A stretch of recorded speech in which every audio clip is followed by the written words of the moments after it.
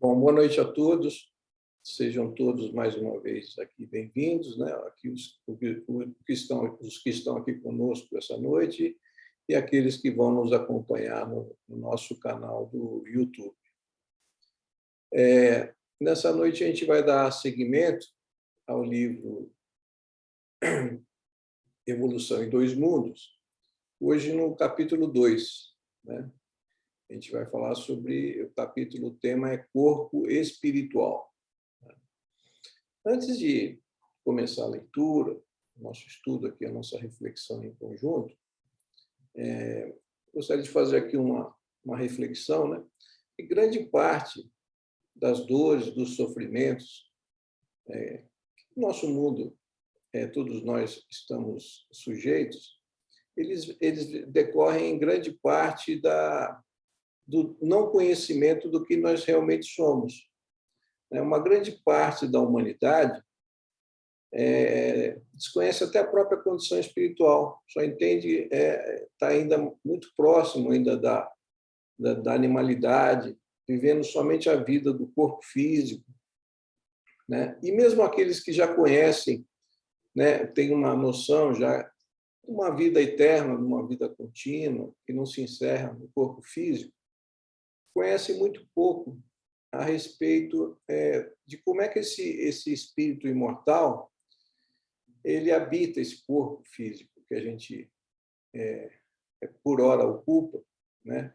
E essas mudanças que ora a gente está vivendo no nosso plano material, físico, ora no nosso plano espiritual, né? E como nós, como seres espirituais, imortais, né, a gente transita nesses dois planos, né? A gente desconhece completamente o que nós somos, né? Então, esse livro, esse capítulo aqui em especial, ele trata, acho, de uma coisa muito importante, de a gente começar a conhecer o que realmente nós somos, né? Como Jesus nos ensinou, né? Conhecereis a verdade e a verdade vos libertará. Então, é fundamental para a construção da nossa felicidade nós compreendermos o que realmente nós somos, né? Sem isso fica difícil a gente trilhar aí o nosso caminho evolutivo. Então, vamos começar o estudo da noite. Retrato do corpo mental. Para definirmos de alguma sorte o corpo espiritual, é preciso considerar, antes de tudo, que ele não é reflexo do corpo físico, porque, na realidade, é o corpo físico que o reflete, tanto quanto ele próprio. O corpo espiritual retrai em si o corpo que lhe preside a formação.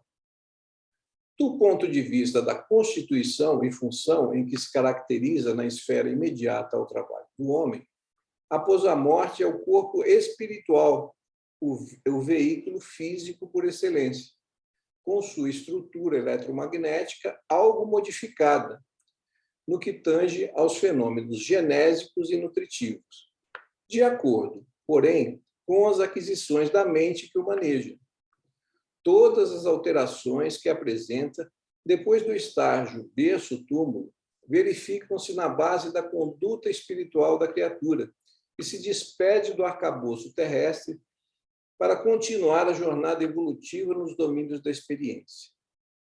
Claro está, portanto, que ele, santuário vivo em que a consciência imortal prossegue em manifestação incessante, além do sepulcro, formação sutil, urdida em recursos dinâmicos, extremamente porosa e plástica, em cuja tessitura as células, noutra faixa vibratória, a face do sistema que permuta visceralmente renovado.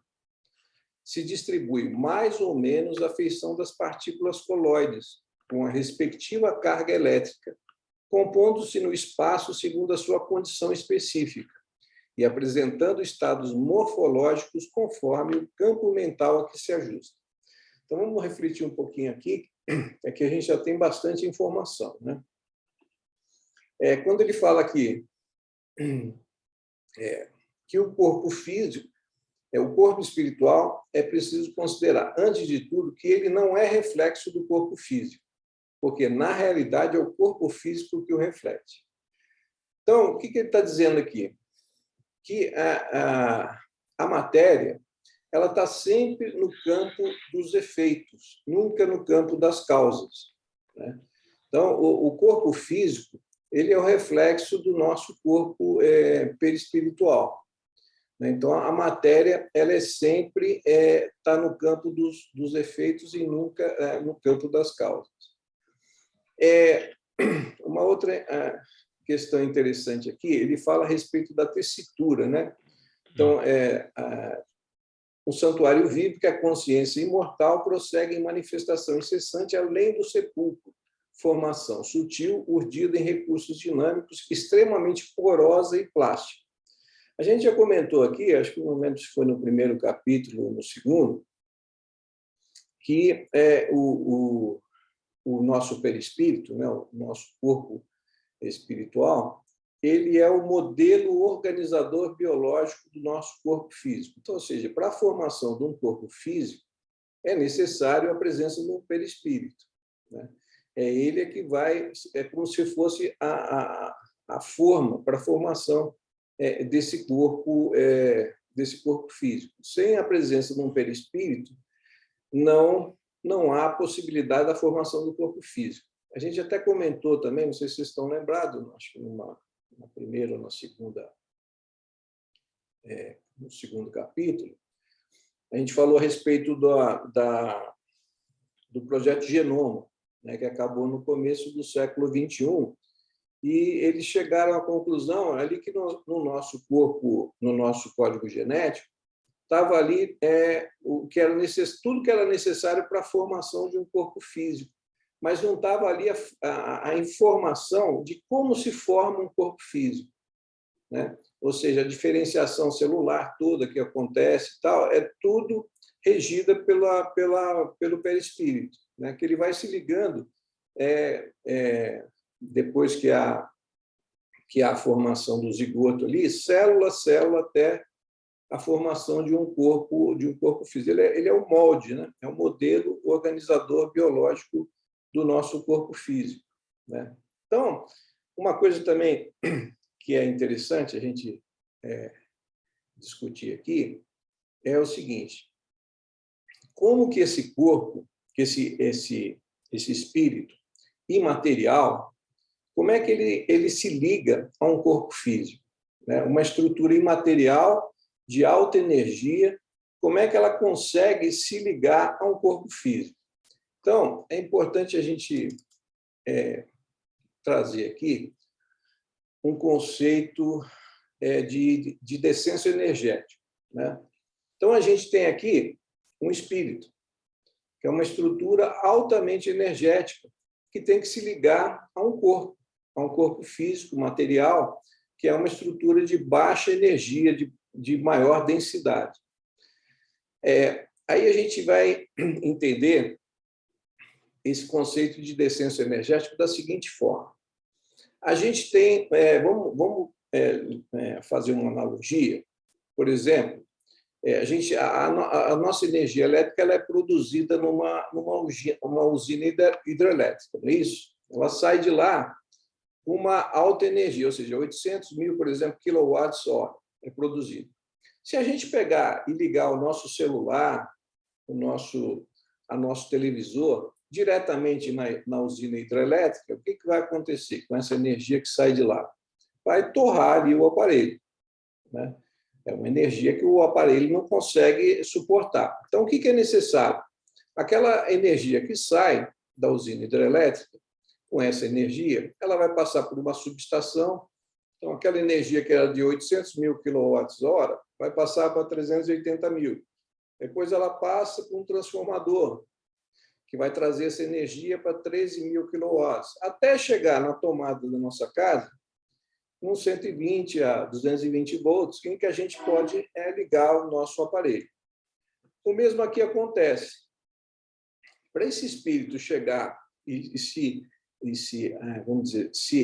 acoplar aqui ao corpo físico, são necessárias estruturas, né, que vá fazendo esse descenso energético.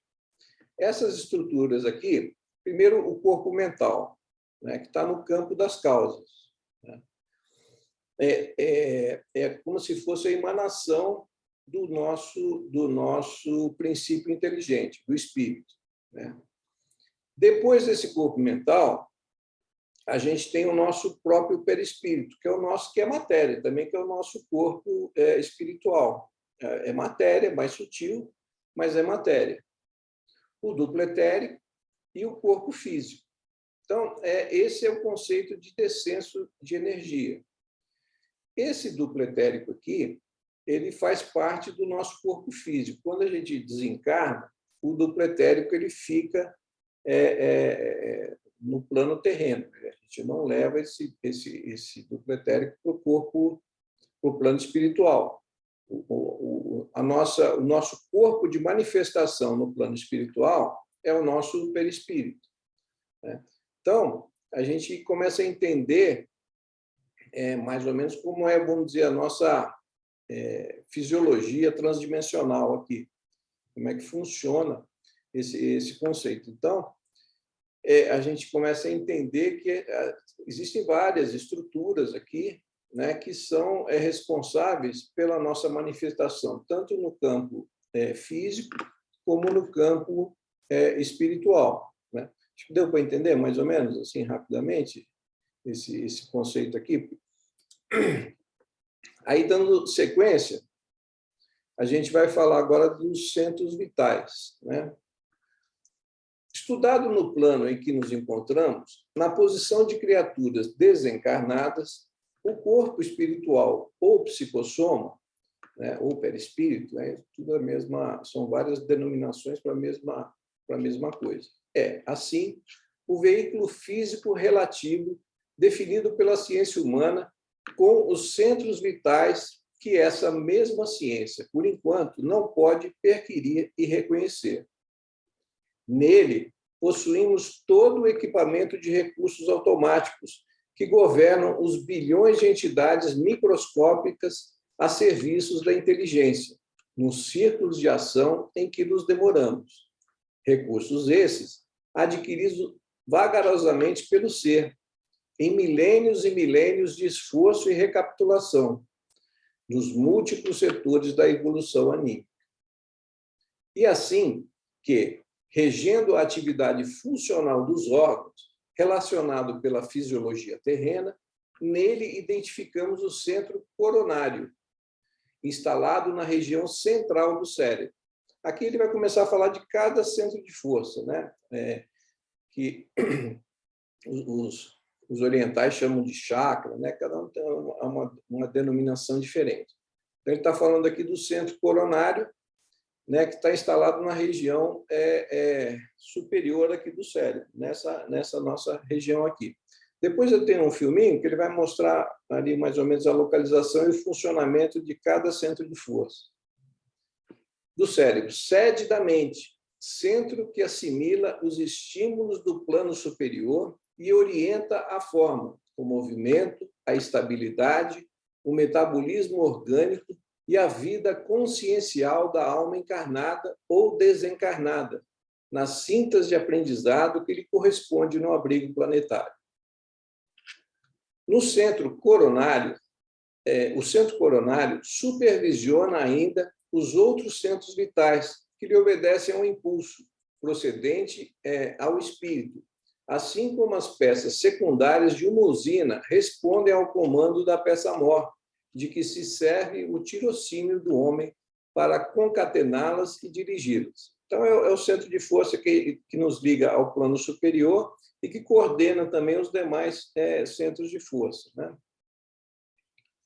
Desses centros secundários, entrelaçados no psicossoma, né, no perispírito, e, consequentemente, no corpo físico, por redes plexiformes, destacamos o centro cerebral, contíguo ao coronário, com influência decisiva sobre os demais, governando o córtex encefálico na sustentação dos sentidos, marcando a atividade das glândulas endócrinas e administrando o sistema nervoso, né? É aquele que se localiza aqui na região frontal nossa, né? O sistema nervoso e toda a sua organização, coordenação, atividade e mecanismo, desde os neurônios sensitivos até as células efetoras. O centro laríngeo, controlando notadamente a respiração e a fonação. O centro cardíaco, dirigindo a emotividade e a circulação das forças de base. O centro esplênico, determinando todas as atividades em que se exprime o sistema hemático, dentro das variações de meio e volume sanguíneo. O centro gástrico, responsabilizando-se pela digestão e absorção dos alimentos, densos ou menos densos, que, de qualquer modo, representam concentrados fluídicos penetrando-nos a organização. O centro genésico, guiando a remodelagem de novas formas entre os homens, ou o estabelecimento de estímulos criadores com vistas ao trabalho, à associação e à realização entre as almas. Ou seja, aqui ele está falando de cada centro, né? O centro coronário, né, e as suas funções, o centro frontal, o laríngeo, né, o cardíaco, que é na área do coração, o gástrico, que está em correlação com a área do estômago, o esplênico, né, do lado esquerdo, mais à esquerda, é relacionado ao baço, né, o genésico com a região genital. E está falando aqui de cada centro desse, qual a função que ele coordena, né? Agora ele vai falar especificamente aqui do centro coronário. Temos, particularmente no centro coronário, o ponto de interação. Uma coisa interessante que eu esqueci de mencionar: cada centro desse está relacionado com uma correlação com o centro nervoso do nosso corpo físico, né? Aqui, esses dois com o nosso próprio sistema nervoso central, né? O centro cardíaco, laríngeo e gástrico, todos têm um correspondente de um centro nervoso no corpo humano, né? Se a gente for ver a anatomia, a gente vai ver que nessas regiões tem uma concentração nervosa maior, né? Um plexo nervoso ali correspondente à posição desses centros de força. Centro coronário. Temos particularmente no centro coronário o ponto de interação entre as forças determinantes do espírito e as forças fisiopsicossomáticas organizadas. Dele parte, desse modo, a corrente de energia vitalizante, formada de estímulos espirituais com ação difusível sobre a matéria mental que o envolve, transmitindo aos demais centros da alma os reflexos vivos de nossos sentimentos, ideias e ações, tanto quanto esses mesmos centros, interdependentes entre si, imprimem semelhantes reflexos nos órgãos e demais implementos de nossa constituição particular, plasmando em nós próprios os efeitos agradáveis ou desagradáveis de nossa influência e conduta. A gente vê que cada centro tem uma correlação, uma inter-relação de uns com os outros, né? E, através desses centros de força, tem um influxo energético que se comunica com o nosso corpo físico, material, através do nosso sistema nervoso, né? Dos plexos nervosos que ali correspondem. Ou seja, a gente começa a entender que todas as doenças elas nascem na nossa mente. De acordo com a desarmonia, o desequilíbrio do nosso pensamento e do nosso sentimento, a gente vai começando a produzir, desde lá naquele conceito de descenso energético, desde do princípio inteligente, o espírito, passando pelo corpo mental, pelo perispírito, do duplo etérico, até esse influxo de energia chegar à nossa matéria. Então, de acordo com o que a gente pensa, de acordo com o que a gente sente, a gente está promovendo alterações, inclusive até no nosso perispírito. Lembra que a gente comentou aqui, que naquele livro do Zimmer, que é um livro que fala só de perispírito, quem tiver interesse de se aprofundar mais no assunto, é um livro bem grosso, fala só de perispírito. Ele diz o seguinte, que a tessitura perispiritual, ou seja, o tecido perispiritual, ele é altamente sensível ao pensamento. Então, de acordo com o que a gente pensa e de acordo com o que a gente sente, a gente está promovendo um influxo energético para todos esses corpos até chegar no nosso corpo físico.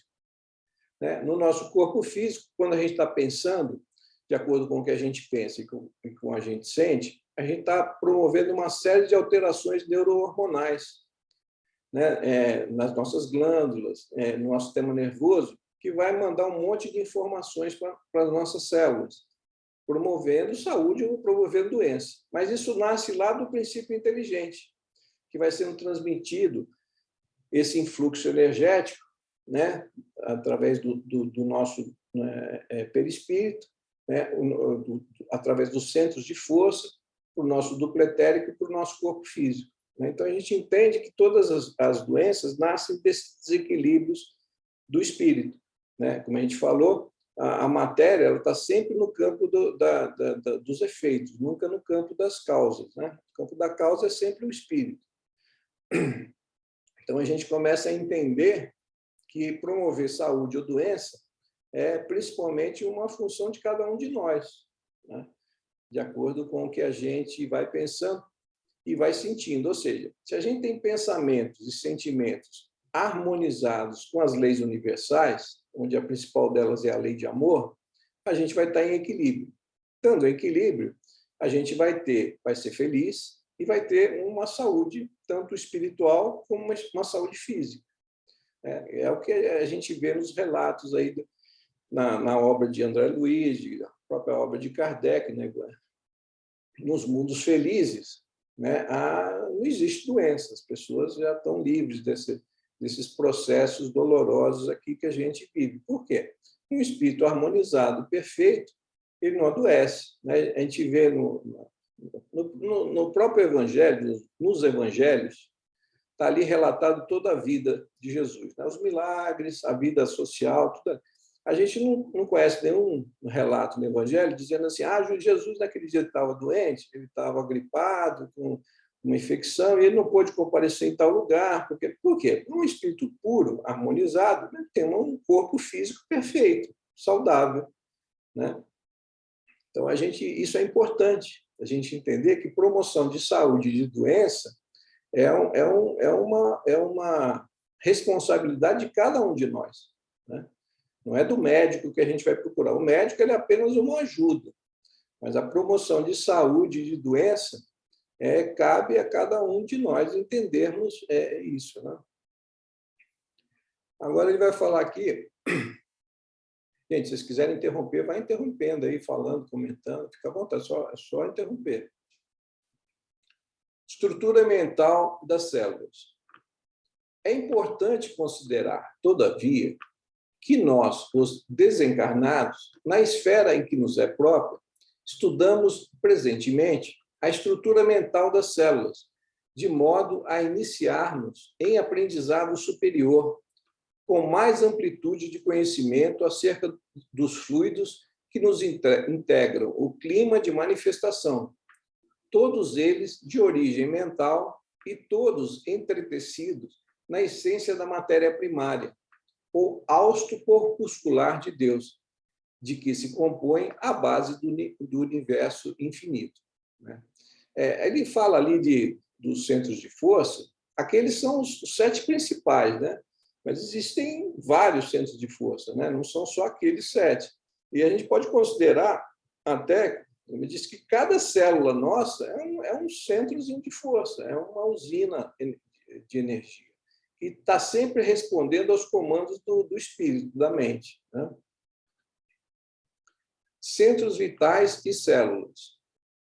São os centros vitais fulcros energéticos que, sob a direção automática da alma, imprimem às células a especialização extrema pela qual o homem possui no corpo denso, e detemos todos no corpo espiritual em recursos equivalentes. É aquilo que a gente falou, o perispírito como um modelo organizador biológico, ou seja, o que ele está dizendo aqui que a diferenciação celular, que quando a gente está em formação, quando se forma né? O tecido nervoso, o tecido cardíaco, o tecido digestivo, tal, tudo está relacionado ao influxo desse perispírito que ali está diferenciando ali as células, né?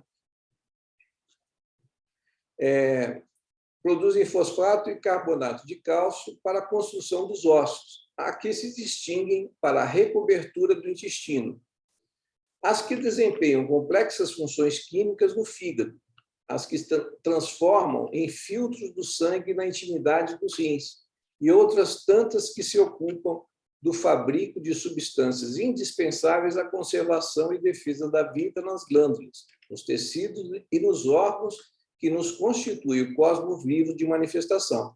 É aquilo que a gente falou, né? No nosso código genético, ali tem tudo que precisa para a formação do nosso corpo, mas não diz ali como é que, por exemplo, as células têm que se diferenciar em sistema nervoso, em células do sistema nervoso, do sistema hepático, do sistema digestivo, cardíaco, da pele, dos ossos, né? Isso tudo vem sobre o influxo do perispírito, que vem, essa informação vem através do influxo do perispírito, como organizador biológico, né? Como modelo organizador biológico do nosso corpo. Essas células que obedecem às ordens do espírito diferenciam-se e adaptam-se às condições por ele criadas. É exatamente o que a gente acabou de falar. Procedem do elemento primitivo comum, de que todos provimos em laboriosa marcha no decurso dos milênios, desde o seio tépido do oceano, quando as formações protoplasmáticas nos lastrearam as manifestações primeiras. Ou seja, todo o nosso processo evolutivo, desde seres ali unicelulares ali que viviam no mar, né, até a diferenciação toda de seres complexos como nós somos, né? Tanto quanto a célula individual, a personalizar-se na beba, ser unicelular que reclama ambiente próprio e nutrição adequada para crescer e reproduzir-se, garantindo a sobrevivência da espécie no oceano em que respira. Os bilhões de células que nos servem ao veículo de expressão, agora domesticadas na sua quase totalidade em funções exclusivas, necessitam de substâncias especiais, água, oxigênio e canais de exoneração excretória para se multiplicarem no trabalho específico que nosso espírito lhes traça, encontrando, porém, esse clima que lhes é indispensável na estrutura aquosa de nossa constituição fisiopsicossomática, a expressar-se nos líquidos extracelulares formados pelo líquido intersticial e pelo plasma sanguíneo. Aqui está descrevendo toda a complexidade da evolução, né? Desde dos seres unicelulares até seres altamente complexos como nós somos, né? Exteriorização dos centros vitais. Observando o corpo espiritual ou psicossoma, desse modo, em nossa rápida síntese, como veículo eletromagnético, qual o próprio corpo físico vulgar, reconhecemos facilmente que, como acontece na exteriorização da sensibilidade dos encarnados, operada pelos magnetizadores comuns, os centros vitais a que nos referimos são também exteriorizáveis quando a criatura se encontra no campo da encarnação, fenômeno esse a que atendem habitualmente os médicos e enfermeiros desencarnados, durante o sono vulgar, no auxílio a doentes físicos de todas as latitudes da Terra, plasmando renovações e transformando no comportamento celular, mediante intervenções no corpo espiritual, segundo a lei de merecimento, recursos esses que popularizarão na medicina terrestre do grande futuro. Ou seja, ele está falando aqui da atuação magnética dos médicos no plano espiritual, que, através desses centros de força, vão mudando, né, o nosso aspecto energético, às vezes tratando doenças, curando doenças, né, dentro do plano de merecimento de cada um. Então, está tudo no plano de energia, né? Agora ele fala de corpo espiritual depois da morte. Em suma, o psicossoma, o perispírito, é ainda corpo de duração variável, segundo o equilíbrio emotivo e o avanço cultural daqueles que o governam, além do carro fisiológico, apresentando algumas transformações fundamentais depois da morte. Carnal, principalmente no centro gástrico, pela diferenciação dos alimentos que se provê, e no centro genésico, quando há sublimação do amor, na comunhão das almas que se reúnem no matrimônio divino das próprias forças, gerando novas fórmulas de aperfeiçoamento e progresso para o reino do espírito. Então, ele está falando aqui das modificações que acontecem no nosso perispírito depois que a gente desencarna. Obviamente, de acordo com o nosso nível evolutivo, né, os espíritos mais elevados, eles não têm necessidade da alimentação como a gente tem.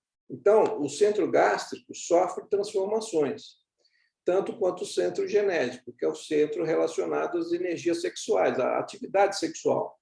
Se a gente está dizendo, se o ser é um ser jamais evoluído, né, que não tem mais necessidade de sexo e de alimentação, né, esses centros genésicos e esse centro gástrico eles vão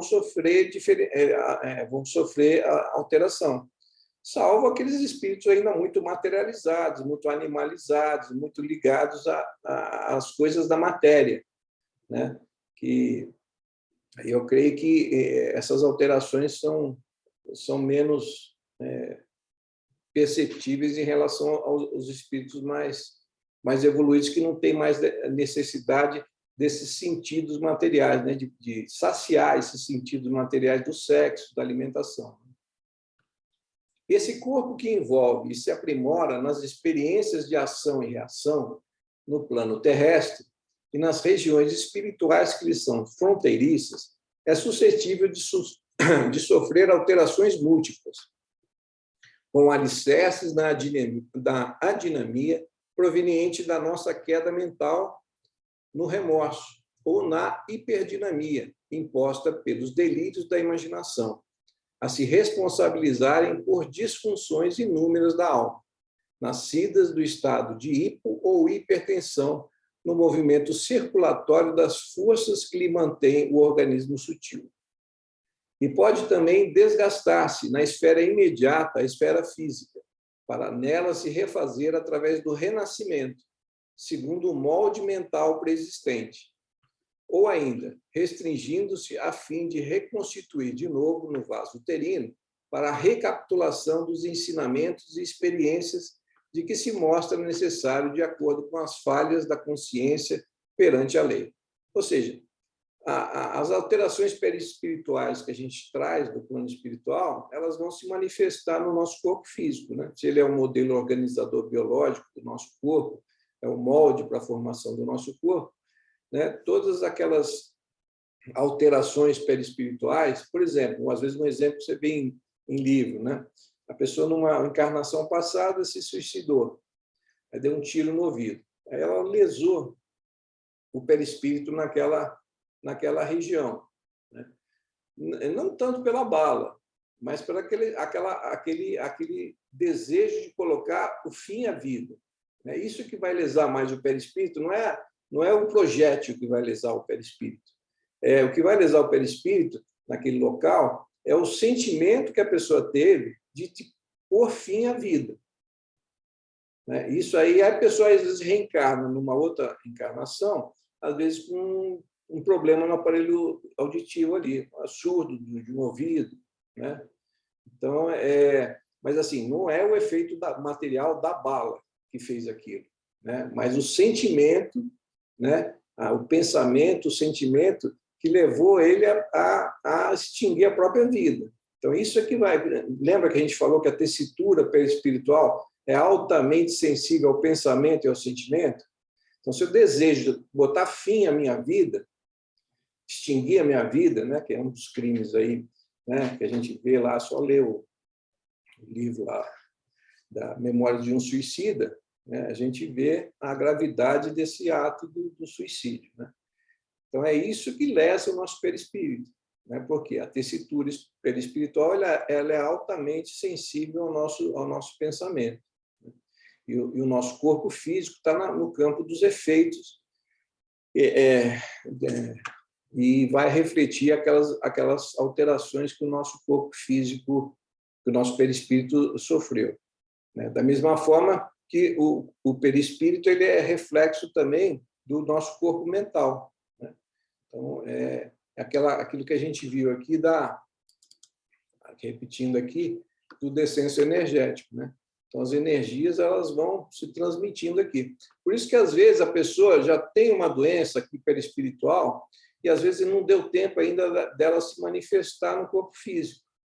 Mas, às vezes, é uma questão de tempo. A pessoa já está doente, o perispírito já está lesado e aquilo vai levar algum tempo até chegar a se manifestar no corpo físico. Outros aspectos do psicossoma examinaremos quando as circunstâncias nos induzam a apreciar-lhe o comportamento nas regiões espirituais vizinhas da Terra, dentro das sociedades afins em que as almas se reúnem, conforme os ideais e as tarefas nobres que abraçam, ou segundo as culpas dilacerantes ou tendências inferiores em que se sintonizam, geralmente preparando novos eventos, alusivos às necessidades e problemas que lhes são peculiares nos domínios da reencarnação imprescindível. Então, nessas idas e vindas, é que a gente vai evoluindo, vai se aperfeiçoando. Antes de vocês comentarem aí, ter um filminho aqui de uns 3 minutinhos que mostra os centros de força, e a formação, a função deles, como é que eles vou colocar aqui para a gente ver. Vemos agora os chakras relacionados a seus respectivos órgãos. Começamos pelos superiores, representados pelo coronário, frontal e ágina, anterior e posterior. Podemos observar o giro em movimentos de alternância, num ciclo permanente de emissão e absorção de energia. Vemos também a sincronia entre os anteriores e os posteriores. O coronário é o centro da sabedoria. Tem responsabilidade direta sobre as funções psicológicas, cerebrais e espirituais. Alimenta as células do pensamento e é o provedor de todos os recursos eletromagnéticos indispensáveis à estabilidade orgânica. É o centro de mais alta frequência. Na animação, o chakra ágina, responsável pelas percepções visuais, vidência e clarevidência, aparece na sua parte posterior da mesma maneira que o frontal. Na verdade, eles se juntam, formando um só chakra, localizado na parte posterior da nossa cabeça. É aqui que o cordão de prata é inserido. O frontal é o centro da mente. Responde pelas funções da visão, da audição, do olfato e ainda administra o sistema nervoso central. É responsável também por uma vasta rede de processos da inteligência, que dizem respeito à palavra, à cultura, à arte e ao saber. O chakra laríngeo é o centro da expressão, regula a fonia, o sistema respiratório, o processo digestivo inicial, a pressão arterial e corresponde-se com as glândulas tireoide e paratireoide. O que na imagem se assemelha a uma pétala são os microtúbulos dos mais variados tamanhos. Eles giram em um processo sincrônico, sempre de forma complementar. O cardíaco é o centro do sentimento. Vemos a sua feição posterior e anterior. Ele sustenta os serviços da emoção e do equilíbrio geral. É o responsável pelas energias de todo o aparelho circulatório e se relaciona com o sistema nervoso parasimpático. O centro gástrico também é conhecido como solar ou centro de cura. Um chakra de baixa frequência, o gástrico é uma das mais ativas usinas de fluidos vitais para exteriorização. É responsável pelos processos digestivos e grande parte do metabolismo, atuando vigorosamente sobre o estômago e órgãos envolvidos na digestão. Dentro desses microtúbulos ocos, temos outros microtúbulos ocos. O chakra esplênico é um dos mais importantes. O centro do equilíbrio é também uma grande usina de fluidos. Ele regula a distribuição e a circulação adequada dos recursos vitais em nosso corpo. A feição de pétalas que vemos nessa animação é por conta dos microtúbulos maiores. O umbilical completa as funções do gástrico e do esplênico. Na sua parte posterior, ele é menor. Nós ampliamos para demonstrar de forma clara como esses chakras se interagem. O genésico, conhecido também como chakra sexual, é o centro das formas e elevação. Exerce grande importância nos processos genésicos. Elabora densos campos fluídicos que, quando bem canalizados, podem propiciar vigorosos potenciais energéticos no campo do amor e da criatividade. O chakra fundamental trabalha como se fosse o posterior do coronário.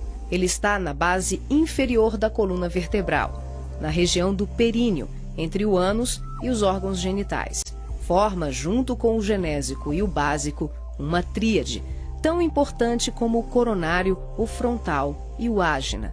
Integrado ao genésico, esse centro trabalha principalmente na captação de energias vindas da Terra, oriundas dos raios gama, da água e dos metais.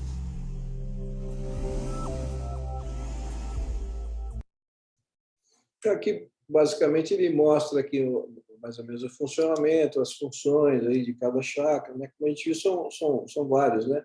Esses 7 aqui, eles falam, são os principais, né? Mas existem centenas, né, deles.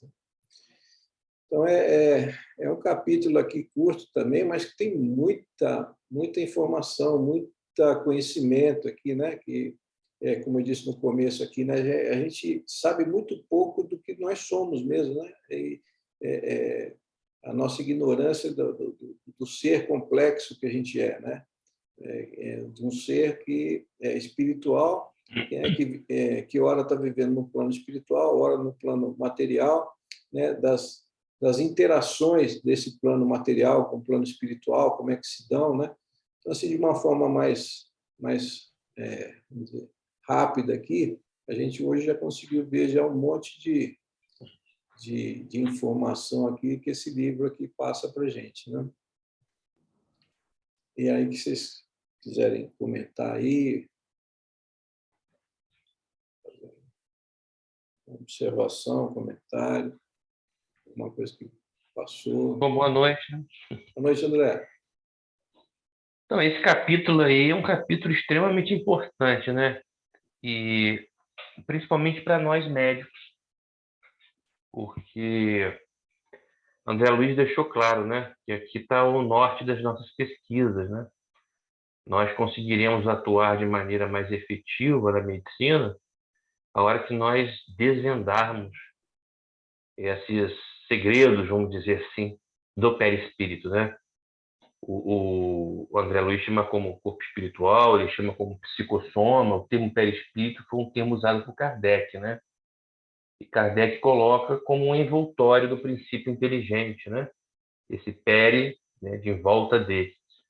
Então, seria um envoltório sutil do princípio inteligente, algo sensitivo do espírito, vamos dizer assim, né?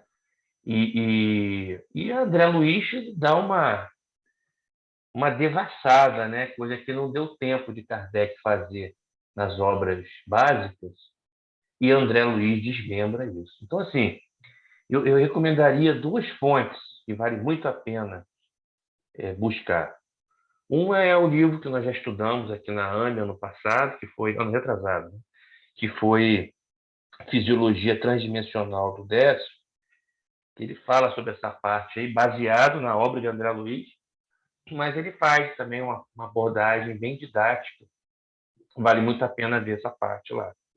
Agora, eu vou falar, o melhor lugar que eu vi isso foi numa palestra da saudosa Marlene Nobre, a nossa fundadora da ANE.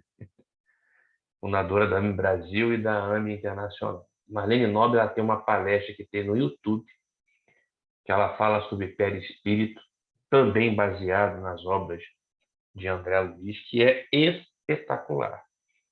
E aí ela devassa, ela vai realmente também de uma maneira muito didática, né? Ela vai trazendo todo esse conhecimento, né, que o André Luiz nos trouxe, né? Essa questão da alma, corpo mental, perispírito e corpo físico, né? Como a constituição do ser humano. E especificamente o perispírito como várias camadas. Camadas mais ligadas ao espírito, camadas mais ligadas ao corpo físico.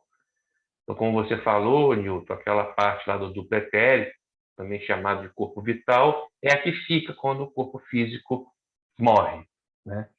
E aí nós levamos, o espírito leva justamente a parte mais sutil desse perispírito, que aí seria o corpo astral e o corpo causal, né? Essa parte aí, ela também se modifica conforme o nível evolutivo nosso. E ela também se adequa ao mundo que estamos. Ao planeta que a gente está. Ao planeta, ao mundo, o nível evolutivo nosso. Né? E ela traz toda a nossa memória do que nós fizemos, de bom e de ruim. Então, através do perispírito, é que a gente tem a oportunidade da evolução, porque ela traz as necessidades de coisas que nós vamos precisar viver nas próximas encarnações. Né? Então, ou seja, ela está diretamente ligada com a saúde física.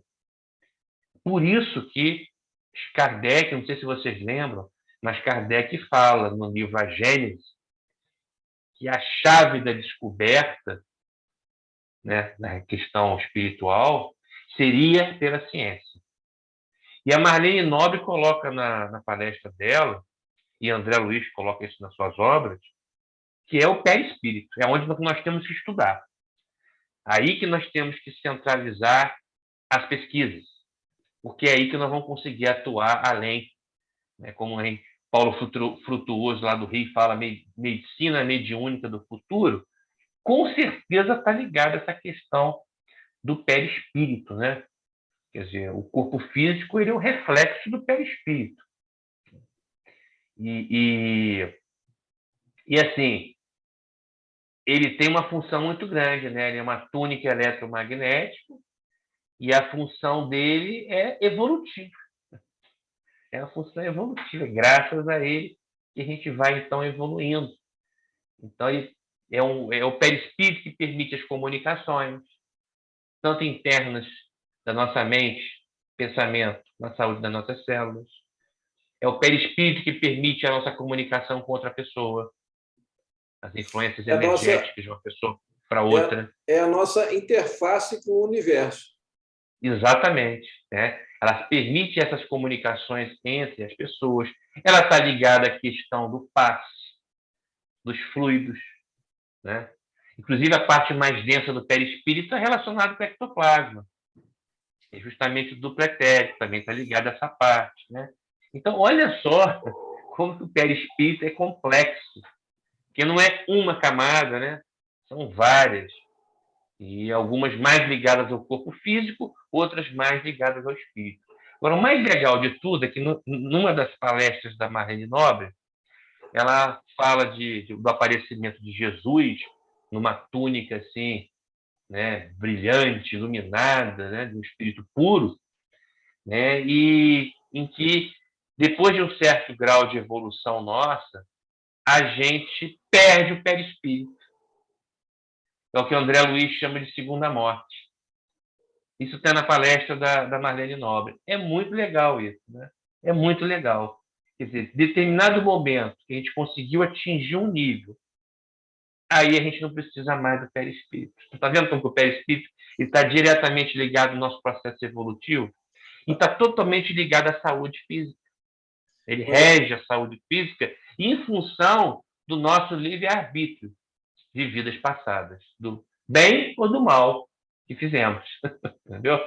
Então é muito legal. Aqui, sem dúvida, é um vasto campo de pesquisa. Então, assim, para nós médicos, para os pesquisadores que estão agora estudando e devassando essa questão da espiritualidade, né, desse mundo que está se abrindo aí para a gente. Nós temos que focar nessa questão aí. Às vezes, para a pessoa que não é da área da ciência ou que não é da área da medicina, talvez ache essa parte meio chata, né? Tanto que tem muitas pessoas que falam que o livro Evolução em Dois Mundos, assim como o livro Mecanismo da Mediunidade, são muito complexos e que não é, e não gosto, né? Mas vou falar para você, são duas obras importantíssimas para a ciência. Uma coisa interessante, André, em relação assim, vamos dizer, às áreas, né, da medicina, né? Vamos dizer assim, a alopatia, a homeopatia, o próprio passe, né? A gente entendendo esse conceito de descenso energético, de corpos espirituais, a gente vê que cada um atua num determinado ponto mais específico. A gente vê que a alopatia ela atua mais na matéria densa, no corpo físico, né? A alopatia, a homeopatia, ela vai atuar mais na parte mais sutil, no duplo etérico, na parte... já o magnetismo, o passe, ele vai atuar mais no perispírito. Então, assim, a gente vê que são coisas que não se excluem, né? São coisas que se complementam, né? A alopatia é necessária quando a situação já está mais densa na matéria, né? A homeopatia também tem a sua função no plano mais sutil, como o passe, né? Então, eles atuam em áreas diferentes desse ser complexo que a gente é, né? A gente vê que tudo tem a sua, vamos dizer, a sua aplicação, né? Não tem essa é melhor que a outra. Não, cada uma está atuando ali uma frequência energética, num determinado plano energético, né? E eu acho também, Nilton, que a gente só vai conseguir atuar nesse perispírito de maneira mais efetiva, obviamente com a evolução agora da ciência, a hora também que a gente tiver um desenvolvimento moral maior. Imagina a gente ainda com tantas imperfeições, com tanta instabilidade, a gente dominar uma coisa tão importante, a gente pode fazer estrago. Estrago muito sério. O ser humano tem que tomar um cuidado danado, né? Vide a energia nuclear. Cria a energia nuclear. Quer dizer, o pesquisador que criou não foi pensando em bomba atômica, obviamente que não foi, sim, mas aí foram usar a energia nuclear para bomba atômica. Então, o ser humano é danado. Tudo a seu tempo, né? Tudo tem seu tempo. Eu concordo com você, senão o estrago é maior ainda. Não se imagina, né? É verdade. Mas, sem dúvida nenhuma, como disse Chico Xavier, previu, né? Para esse milênio ainda, coisas maravilhosas na medicina. Sem dúvida nenhuma vai ser atuando aí, né? Esse conhecimento aí do que é desse ser complexo que a gente é, como eu estava falando. Mas depois, vocês tiverem oportunidade, quem não assistiu ainda, procura lá no YouTube, doutora Marlene Nobre, Perispírito. Vale a pena pelo conteúdo e vale a pena para matar a saudade dela, porque aí a gente via na filmagem, né, no vídeo dela, a criatura maravilhosa que ela era, né? Bota o link no grupo. Eu vou procurar, eu tenho que procurar. A gente bota lá. Não, se botar no YouTube, senão eu mesmo. Se a gente colocar Perispírito, Marlene Nobre, vai aparecer. Vai aparecer, com certeza. Isso aí. Aí depois a gente coloca o link no grupo.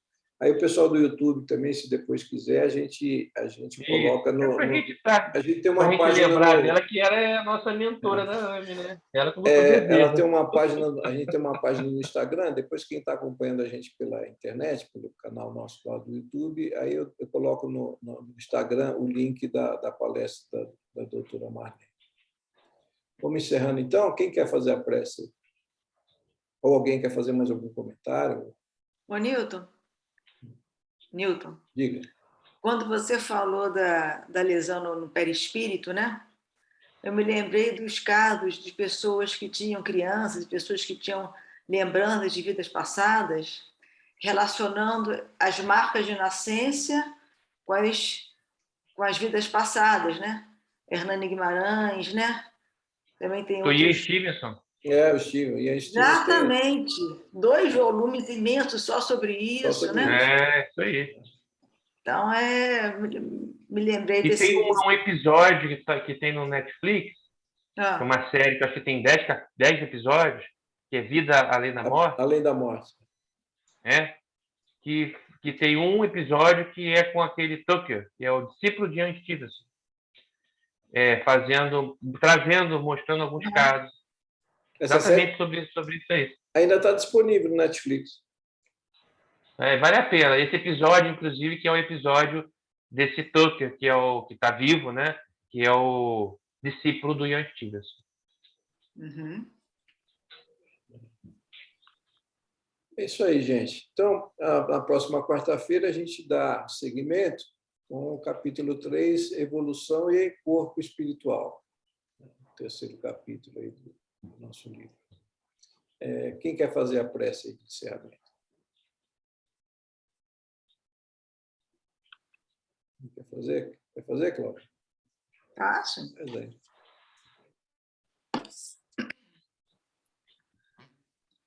Vamos levar nosso pensamento a Deus, Pai do infinito amor e justiça, Pai Criador, a Jesus, modelo e guia da humanidade, aos nossos benfeitores espirituais, aos nossos anjos guardiões, para agradecermos, Senhor.